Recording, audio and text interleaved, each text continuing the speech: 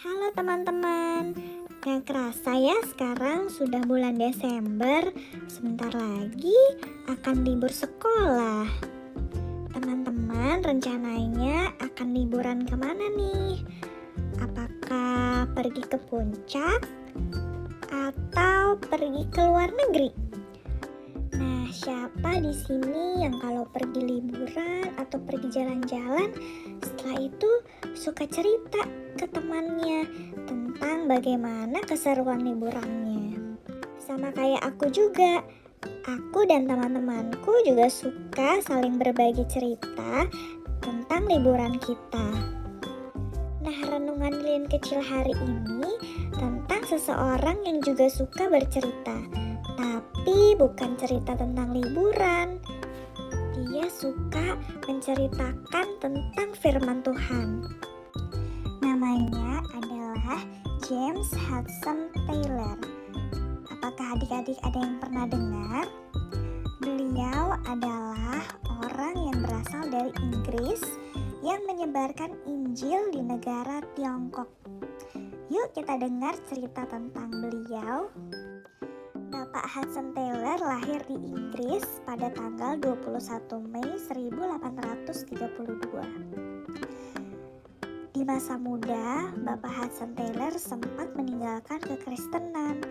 Namun pada umur 16 tahun, setelah membaca sebuah buku tentang penginjilan, Bapak Hudson sadar akan kesalahannya dan kembali menerima Kristus. Bapak Hudson kemudian bergabung dalam sebuah perkumpulan penginjilan. Di sana dia membaca sebuah artikel tentang Tiongkok dan akhirnya tertarik untuk memberitakan Injil ke sana. Untuk mempersiapkan diri, Bapak Hudson mulai belajar tentang pengobatan pada bulan Mei 1850. Akhirnya Bapak Hudson pergi ke Shanghai, Tiongkok. Ia sempat melakukan 18 perjalanan penginjilan, tetapi hampir semuanya mendapat respon negatif. Artinya Bapak Hudson juga mengalami yang namanya penolakan. Ia tidak diterima begitu saja ketika ingin memberitakan firman Tuhan. Tetapi ia tidak putus asa. Dia terus memberitakan firman Tuhan dan setelah itu membangun China Inland Mission, yaitu perkumpulan misi di Cina, yang mana Tuhan sangat memberkati China Inland Mission ini sehingga penginjilan di Tiongkok pun semakin besar dan banyak orang di Tiongkok menjadi orang percaya. Nah, luar biasa sekali adik-adik.